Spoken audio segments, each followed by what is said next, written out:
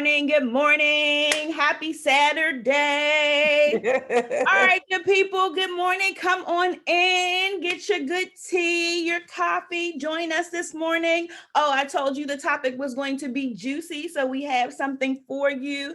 Come on in. We do hope that you had a great week. We're just going to dive into the topic quickly. I am Dr. Quignon Nancy Scott, and I'm here with Christina Cook, Washington Post Teacher of the Year. I just feel like breaking Washington Post down. Like give a little butt action when you said. Yes, such an honor. It was such an honor. Yes, absolutely. When you think about the thousands of teachers that serve students and being selected as one of the best for that particular year. So today, quick disclaimer.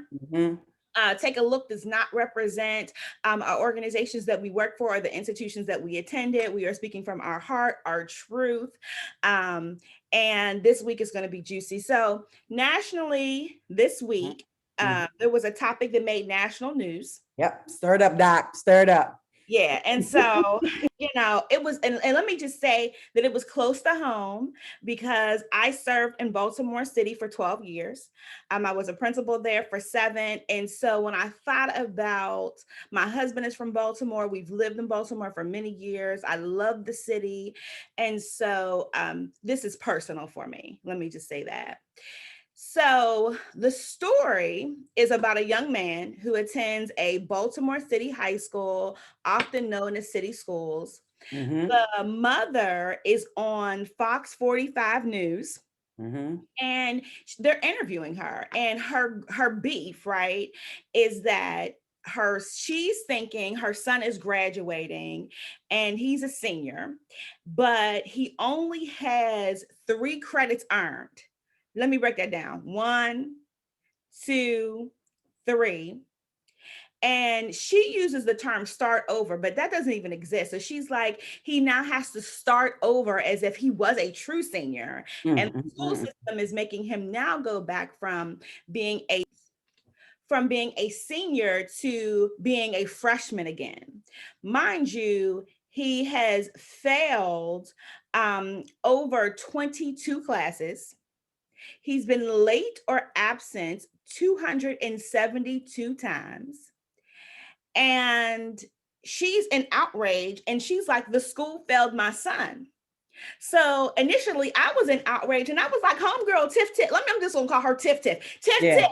Yeah. Like, boo, you failed your own son. And so all over social media, Fox 45 says that this has gotten the most attention of all their news stories. And the issue is that people want to point blame. So either people are are saying it's the school's fault, or it's the mother's fault, which I do think that there's so many layers to the story.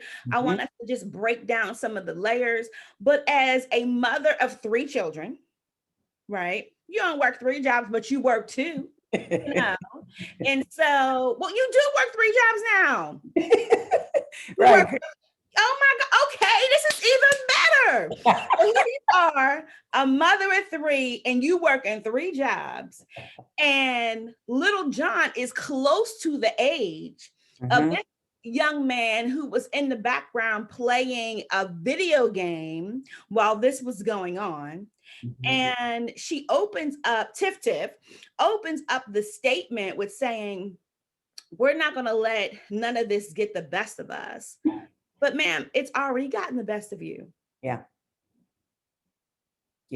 And so I believe in recovery. I believe in moving forward, but I just have to, I need there to be some ownership on her part. You can't tell me that you had no idea that your child was a true senior. What was he going the 272 days? Like, was he with a friend? Like, you didn't know he wasn't going to school? Yeah. Honey, let me tell you something. I had to pray on this one before I showed up this morning. I had to pray to the good Lord to give me the strength, give me some discernment to see all lenses, right? Amen. and speak from a place of like authenticity this morning, right? Because normally I'm like, them your kids, you the mama, you figure it out. But then I thought about something. Mm. I thought about something as a mother now. Being on, I'm gonna play all the roles today. I'm gonna play Tiff Tiff, I'm gonna play the little boy, and I'm gonna play the school system. Okay, Here monologue. Let's do it. As a mother, when you send your children to school, you send them to school. Number one, it's the law. But two, you send them to the school because you're sending them to experts, to people who can do something, give your kids something that maybe you don't have access to, you don't know what to do. So there's this trust when you send your kid to a school system that is governed under the law. So there is an expectation that, hey, the schoolhouse fixes kids' academic illnesses, like a hospital fixes our medical illnesses.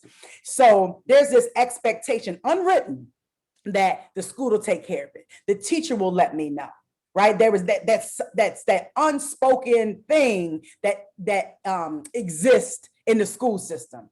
Scott, you and I both know not all school systems are created the same, and not are all teachers within school systems created the same. Let me give you an example. There are some colleagues that we know that says, well, they have power school, so that's where the grades live. So if parents want to know how their kids are doing, then they just need to go to power school and see, because I've done my due diligence, which was to grade. There's that teacher. Then there's the teacher that says, you know what? I noticed that little Johnny is missing 3 and 4 assignments. And I know I put the zeros in the grade book, but I still see that little Johnny's work isn't progressing. I wonder if little Johnny's family is aware that he's failing. Let me make a phone call. Okay. Then there's then there's, right, and this is all within one building, right? So when we talk about accountability, we have to norm across the board. Then there's the other teacher who says, you know what? I don't accept zeros in my space. You're going to do a repeat. You're going to do a multiple at bat until you get it. Some teachers say you got to get a 670 or higher in order for that grade to stay in my grade book. I will not accept anything under that. Mm-hmm. So you have to think about, does the parent understand the dynamics of the teacher that's educating their child? Because all those teachers exist within the school system and in one particular school, right? And I hate to just group people in threes, but we're doing it for the Father, the Son, and the Holy Ghost this morning, since he only had 3 credits, okay? So then let's talk about administrators. Now let's talk about the school leaders. You have school leaders who only observe when it's needed. Okay, you get your 3 observations, 2 formal, 1 informal, all that very traditional, boom, done. You have other school leaders who don't observe at all, especially if you have great classroom management. They say, girl, you got it, no worries. And then you have school leaders who are coaching you, who are in your building, who are in your space every week, every single day, giving you that constant feedback to drive your instruction. Now, I've been a victim on both sides, right? Dr. Scott shared my drama story back in like October, when my son's teacher decided to change the grade without informing parents, and then told me he didn't have to tell me he was changing the rubric because it was his prerogative. Now, we have little Johnny, little boy, who in some ways is a victim of a system. And I'm not just speaking for this particular child, Scott, but I'm speaking on behalf of all children who will find a loophole in a system and take advantage, because most people do what's comfortable, not what's uncomfortable for them.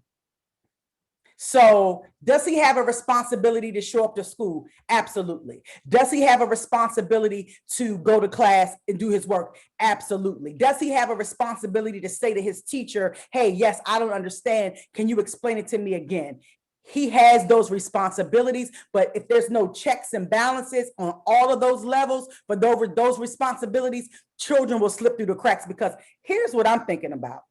How did this Bama even get into middle school, let alone somebody's high school, and he was only reading at a 3rd grade level? You and I both know that between K and 5 is where we are learning our literacy skills, more specifically K through 3rd. So at that point, if you don't have those strong skills developed, you are already behind even before you get out of middle school. Yeah. So I'm just wondering throughout this entire process, where was the ball dropped? Where was the accountability? Like, where was the checking in, the tutoring, the intervention work, even before he got to high school, right? Like, where did that happen? And to the mother's point, the school said something about they had sent letters and all that. Let me tell you what you got to do. You got to send a certified letter that has to be signed for. Then you got to call and follow up to make sure that they got the letter. I was taught in God, wherever Miss Thompson is, my first mentor in education, said to me, and it's because of her that I carry one of these. She said, baby, if you don't write it down, it didn't happen. So I know I've said a lot. I want to throw it back to you because that's how I feel about what is taking place in the good city of Baltimore. Yeah, so a lot to unravel, right? So I think that ultimately there are a lot of different kind of educators in a school, but there's some things systematically that the district does. So the district sends out report cards. The district, and it's not like old school where you get your report card handed to you. The district mails report cards. The district also mails progress reports. There's also power school. So I think for this mother to say she knew nothing, right? And then the other part is that she's saying, well, I believed he was moving on because he told me to. This is the deal. We know our children. Yep, come on now. Third up, Doc. If your children lies, you know he lies. You are smart enough to know my child's a liar. Now, whether you want to own your child's a liar or not, but you can understand. I'm sure there's other nuances that have happened in this young man's life where she has had to question her parenting skills. She had to question how she's raising her child, because where the school is housed, and I don't know if they live in that community, it's a dilapidated community. My church is in that community. Okay. Literally blocks away. Dilapidated. You have rows of abandoned homes, probably one of the lowest social economic areas in Baltimore City. So there's a lot of just other factors that go into just being a part of that neighborhood, period. But even if you're working 3 jobs, there has to be this checks and balance of how you are nurturing and caring for your children. Oh, amen. Even if he said, like, Mom, I got it, I'm moving on to algebra 2. Okay, there was no question like, well, how did you do in algebra 1? Absolutely. I want to see the look. I need to see the near part, honey. You got to show me the receipts in this house. I mean, it just does. Kids lie. Like, that's what kids do. It's not like he's an isolated liar. Correct. With kids, I'm going on 20 years. Kids just lie. It's not that they're bad humans, right? It's just that it's easier to lie. I want to stop us real quick, Scott, and giving a shout out to Miss Melody Marsh that's on here with us this morning. She made a really good comment in the chat. I just want us to acknowledge her her comment. Marsh says, Mom assumed that he was good because he told her he passed, but she also said this. I love this part. She said, and then there's a teacher that notices over 20 absences and calls CPS for educational neglect and not getting close to the 200 absences. So yeah, I mean, there's Marsh, thank you for lifting that and elevating that comment, because there's a lot of places where the school may do their part and then we depend on another agency to pick it up and take it from there. But we all know, we've seen children return to homes where there's been report of abuse and neglect, but it wasn't to the degree to where it was worthy of a kid being removed from that space. So March, thank you for elevating that comment. Scott, did you want to add? Yeah, I just want to say I appreciate Marsh is one of our faithful viewers. I want to get to the heart of, this young man is in this horrible situation. Let's just call it what it is. Yeah. What's the next, right? So Baltimore City issued a statement saying the mother came in for a conference. We've already met with the mother. The mother says that didn't happen. Okay, all of that at this point is under the bridge. Yeah. The true issue is you have a young man who's probably 17 or 18. Yeah. And now he's in a situation where he's going to be overage and undercredited. Period. And so he needs to go to an alternative high school, which Baltimore City has several of them, Yeah. where they can provide support for him to rapidly make up his credits. You need 21 credits to graduate from the state of Maryland. Mhm. And right now, with him only having, he doesn't even have really 3, they rounded up. He has 2.5. Come on now. That's disrespectful. And so, That's so when disrespectful. you're certifying diplomas, Yeah, every half really counts. yeah, you're right. You're right. It is illegal to round up, but I appreciate the news for the good round of 3, but it's 2.5. And so Two and a possible, like just spade. want to appeal. There were so many comments on social media this week, and one of the comments was actually from my aunt Linda, that she completely blamed the school, and she said that, look, the mother's working 3 jobs, has 3 kids. The school should have did their part, and but this is the part that I really want to talk about from my aunt Linda. She said, if the mother would have been on welfare, y'all would have had something to say about that. Yeah. Well, my response is, get on welfare.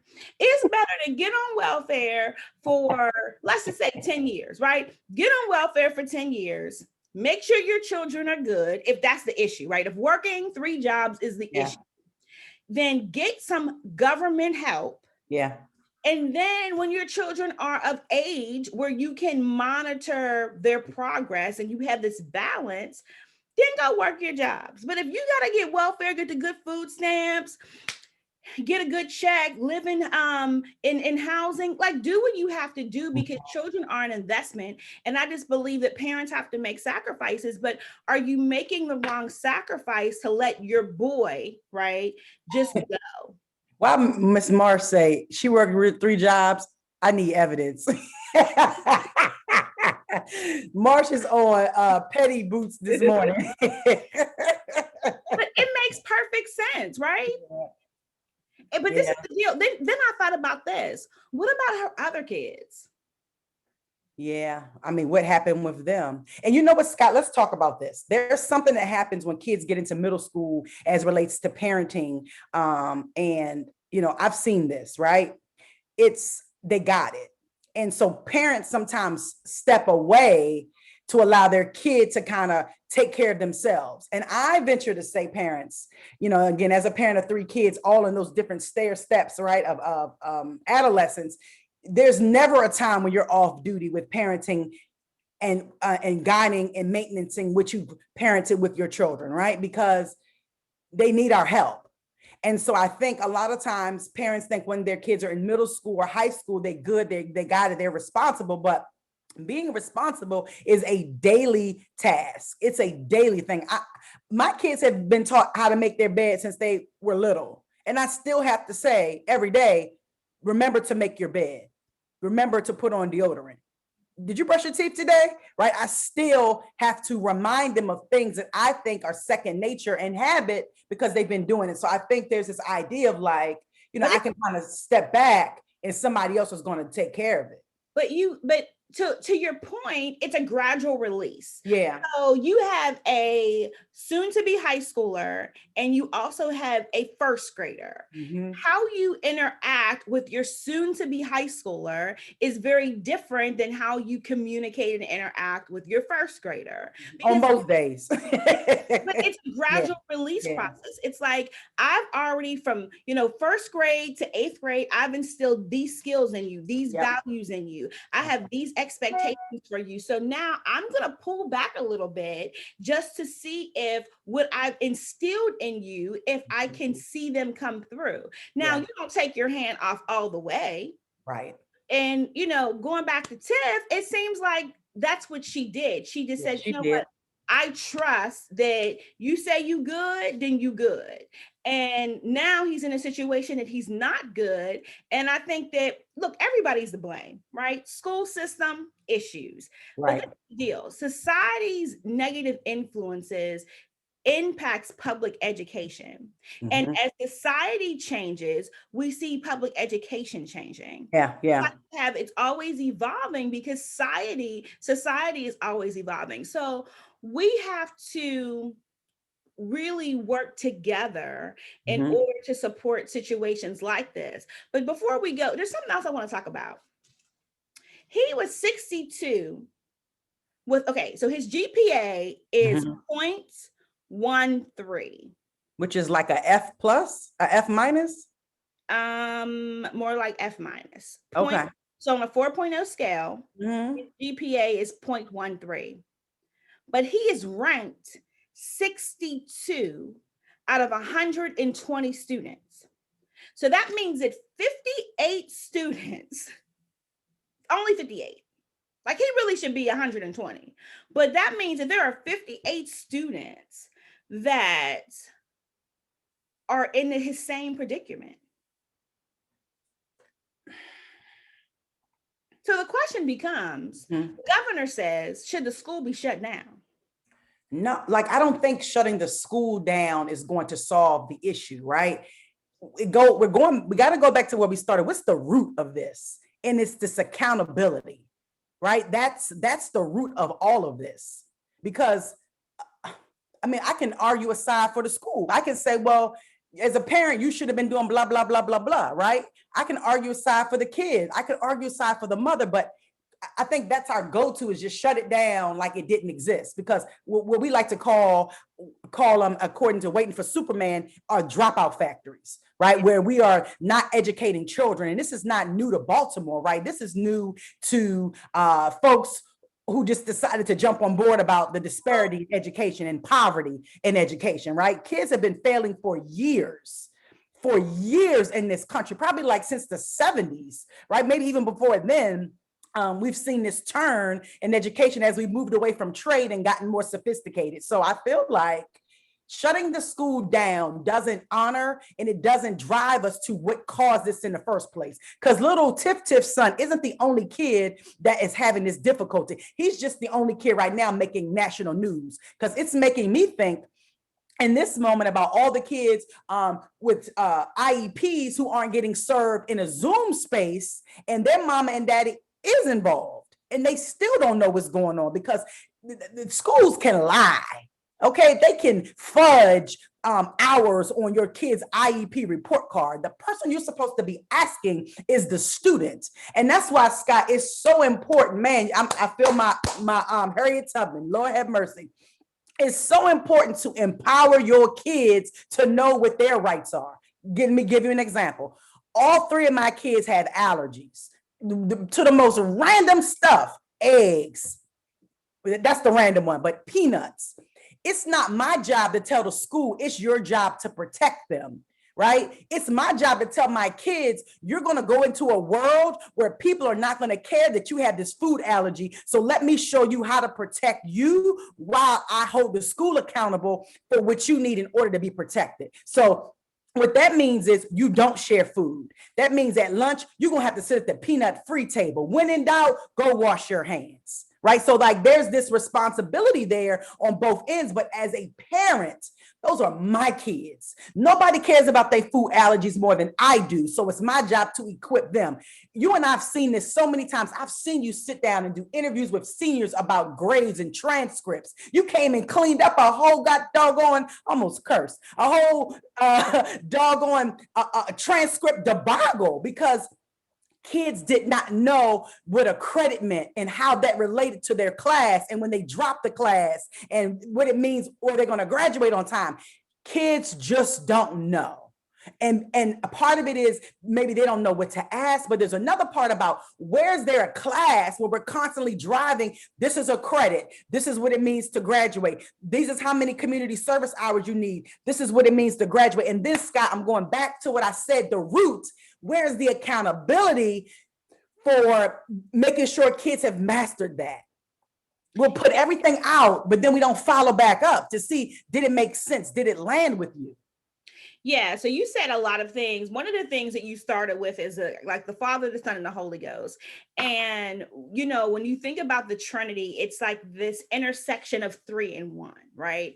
And I'm thinking about, in order for schools to really move forward, it's the school, you know, the parent and the student, right? Yes. And so the same thing. So there needs to be this Trinity effect where everyone is three in one with the same common focus. Yeah. Student achievement. Yep. And there's so many levels to student achievement. There's so many levels to how do you ensure that students students are successful. But this is the awesome part, which I love Baltimore City for, and I wish that other states would look at this.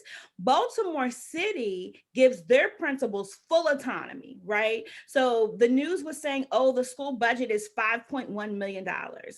Well, I'm sure there's lots of different things to that school budget, but the bottom line is, in Baltimore City, a principal has autonomy to say, this is the number of teachers I'm going to hire.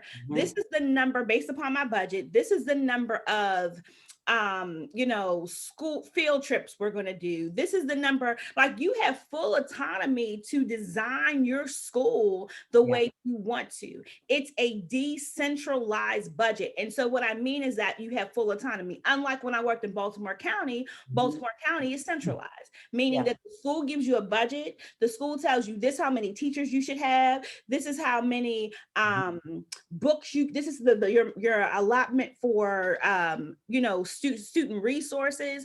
And so you don't have as much autonomy as you would like, especially when you come from Baltimore City. And, my students were going on Black college tours, and we were doing so much because I was like, oh, I don't need a new desk. I'll sit in the corner, right? Just certain things that students needed. We had a whole food bank. I bought washer and dryers. I mean, that kind of autonomy is rich, but as a school leader, you have to know what to do with the autonomy. Absolutely. I agree. I think it's like a blessing and it's a curse, right? Because again, if there's no guidance, there's no roadmap, you could spend money on curricula that doesn't even serve the kids in which you're working for. So Lord have mercy. The crazy part is when I say it's personal. So like, my best friend was the AP at the school, right? He's no longer there. So the school actually did a rehaul, and they brought in new administration last year. So the old principal who I'm friends with, the AP who was like my best bud, ride or die. But I also have friends like Rob's best bud works there too. And so it's like, the question when Rob's friend was talking about it on Facebook, he was like, the students aren't coming to school. And so the question becomes like, I've been talking all week with friends, like, how do you encourage students to come to school? How do you put in front of families that education is so valuable and important? And so my husband's like, oh, this story is just for now. It's going to die down and it's going to be over. Like, people are only in outrage because of this one thing. And it's been, as you said, it's been going on forever. Where is the outrage in our community that education means so much that we're going to fight for our children? And I'm like, even if you don't really like value education, we know that education opens up doors. And so even if you just get a high school diploma, let's just say the bare minimum of what society says, you need that just to be productive. You need it to get the average job. You need it so that you can stand out and get something decent. Not having at least something that finalizes completion for you, GED, certificate, high school diploma, that just causes you more problems long term. And I think to your point, right, you asked, how do we get families to engage? How do we get students to engage? Well, again, we know folks are tuned into one radio station, right? And that's what's in it for me. So I think if we want to engage people, they need to see the output. They need to see what the end result, what the pot of gold looks like. And so if you don't have a good model of, hey, I'm going to put this time in to go to school because I can get this goal at the end, then you're not really working for anything, right? So I think for a lot of families and a lot of people, they don't see value because the people around them are not doing things that they want, love, or honor. And I want to elevate a comment. Good morning, Miss Lake, Senorita Lake, who's doing big things. Buenos dias this morning, but she wrote in this comment section, Scott, and the comments is blowing up today. She said, our parents need parenting skill classes. It's a generational cycle, and the school system needs to be able to break it by engaging with the community more. And I guess I'm just wondering in this space, right? Like, Scott, do you feel like it's the school's responsibility to offer parenting classes to parents? Is that our lane? Like, are we the ones that say, you're not raising your child correctly and we're going to fix it? So I think that's one of the issues with public education, that the lane Yeah, has been severely crossed so many times, we yeah, don't even know what the lane is. When correct. you think about, and we've talked about this before, buying children things, Yeah. making sure that children just have the bare necessities for health and safety, going above and beyond for Christmas and holidays for children, Yeah. making sure that children have food. You figure there are some schools, I met with a school this week, phenomenal school, they're doing great things, and they are providing breakfast, lunch, and dinner during the pandemic for their children and families. And they're looking for a grant now. Well, there's a grant out there. They're hoping to get the grant that they can continue dinner at post pandemic when all students return. Yeah. And I think it's awesome, right? But Yeah. why is a school leader? A school leader responsibility is to focus on academic. Yeah. But school leaders have had to have this balance of social emotion, academics, organizational management. And so being able to run a school is much more than just being an expert curriculum, Yeah. quality instructional leader and teaching and learning. Like, you need so many more components, because parenting classes, if that's what your community needs, that's what you have to have. And because they're public entities, public education and the church has had to evolve to handling society's ills in order to support what's going on. So that's the reason why, to Lake's point, yes, they need parenting classes. And to Lake's point, yes, the school has to do it, because if the school doesn't do it, then you have situations like this. Yeah, I mean, I appreciate all the comments. Dr. Bagley, I see your comment. Marsh, I see you. Let me highlight Terry Boyer's comment. It's called wraparound services a need, and it can look different per school. So yeah, I agree with everything you all are saying. But I guess the issue lies when things don't work out properly. Then who are we to blame, right? When the school cannot provide food, then does that fall on the school, or does that responsibility ultimately fall back on the family?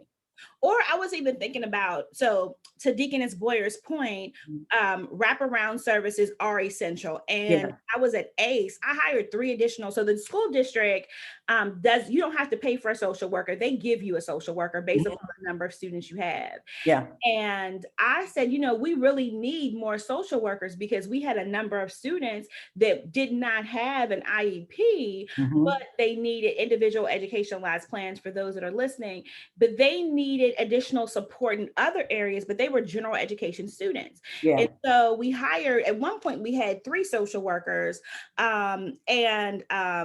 shout out to Kristen Brown. She was our lead social worker. And she ultimately, I think Brown must have been with us maybe 5 or 6 years, but then my budget got slim, right? And so I had to start cutting all of my social workers. So we went from having 3 to having 1. But interesting enough, the budget got smaller. I had to hire more teachers, but the population grew. So I really needed more social workers. Yeah. It was so many issues going on. And the school ended up suffering when those social workers left. I mean, Cook, it got so bad that I'll never forget this. Kristen Brown was so good. We had a parent who had an emergency, like a medical emergency. Do you know she called Kristen Brown instead of calling the ambulance? Oh, wow. And Mrs. Brown was like, I need to go get such and such. I'm like, that's illegal. You can't go get her. If something happens and she dies in your car or something, or your car crashes, be on you. Yeah. Be on you. And so, but what I was always impressed with was that the mother trusted her. She had built such relationships. And the mother trusted her so much that she actually called her instead of who a social worker is not a medical expert, by the way. Correct. Not physically, mentally, yes. And she called her instead of calling 911. And so here's the challenge with that, right? Kudos to the relationship, but here's the intersection.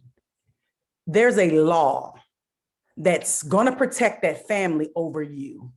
Case in point, you advised us to stop giving kids rides, right? Because once a kid gets into your physical car, not a vehicle that is a school-sponsored vehicle, if something occurs, the school isn't responsible. So how do you continue to give these wraparound services when many teachers are thinking about their own well-being. And there were plenty of kids I've seen walking from the metro stop that needed a ride. And I said respectfully, the school has asked us not to give you a ride, because then there's this, something happens, it's the kid's word against yours, it's the family's word against yours.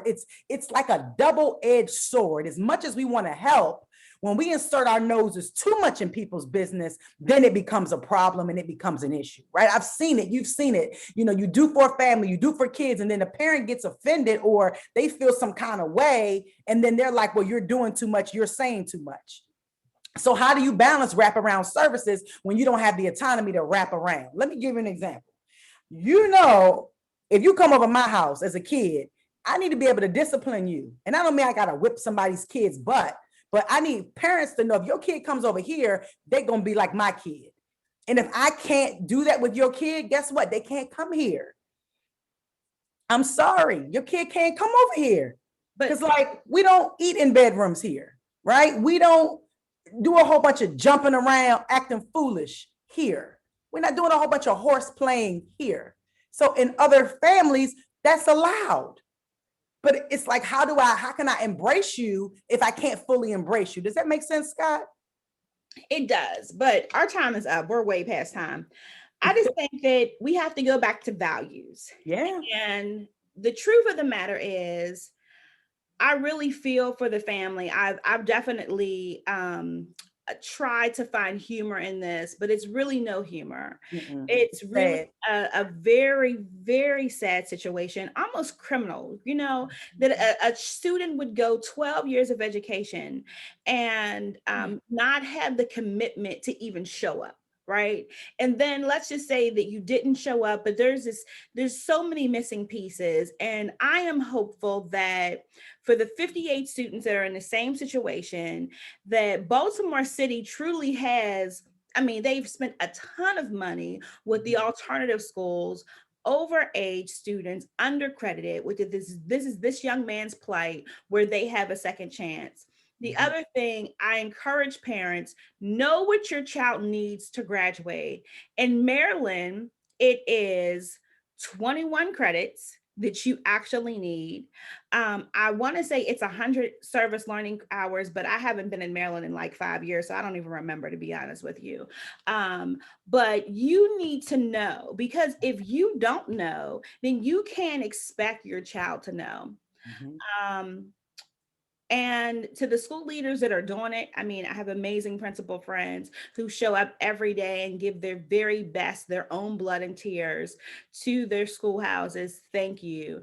And to the teachers that break the rules every day and still drive those students, still take the clothes home and wash them, still give them their last and often take from their household so that other students can have. Thank you, because it really does take a village. Like, everybody has to do something. Yeah. Sometimes that something crosses the line, sometimes it doesn't. But it's so important that if we see the need to help, that we do help. Yeah. Because in this situation, no one helped this young man, right? Including his own family. Yeah. And when you think about, there was this research that if a student fails a grade, they will be, how unproductive they'll be in a longitudinal study by the time that they're an adult. So the mother's plea was, he probably doesn't have any self-esteem. How do we help him with his mind? Like, yes, I hope that you say, like, hey, let's get a psychologist, or social worker, working 3 jobs. You got insurance so that you can get him some additional help, because there's some other things that those wraparound services that he needs that the school just hasn't been able to get. So you have to get it on your own. Yeah, I appreciate what you said. I'm gonna elevate one more thing. Ms. Marsh said, like, it's a resource. So I think it's okay to assist, but also drive people back to the big resource. Like, one time helping is cool. Maybe 2 times, maybe 3, maybe I help you 5. But if the need is that great, then there's a need for a greater program that can serve on a more consistent basis versus the teacher feeling obligated. And we do feel obligated, right? Because we want to see kids win. This is not about money for us. We're in teaching for impact. not because of money. Trust me when I tell you that. It's not enough money in the world that they could pay educators to do what we do. But definitely just keep driving families back to professional resources so that they will have that in their toolkit. I absolutely agree. Look, take a look. Come join us next week, Saturday, same time, same place. We love y'all. We thank you for all the comments. And look, keep fighting with us. Like, we know we are not out there by ourselves, and we thank everybody that's in the race with us. Have an amazing, amazing week.